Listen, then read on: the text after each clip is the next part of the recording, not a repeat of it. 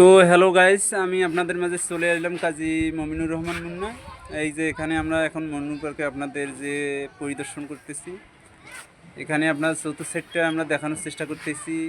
এটা হলো মন্নু পার্কের ভেতরের অবস্থান। এই যে এখানে আমরা অবস্থান করতেছি। এই যে এখানে এটা হলো মন্নু পার্কের বাগান, আর ওখানে আছে গোসলখানা। এটা হলো গোসলখানা। এখানে ছোট বাচ্চারা গোসল করতে পারবে। যেহেতু গরম, এই জন্য এখানে ছোট বাচ্চারা, এই যে দেখতে পাচ্ছেন, এখানে ছোট বাচ্চারা গোসল করতে পারবে।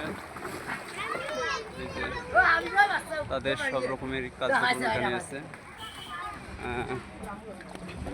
আর এটা হলো গেট।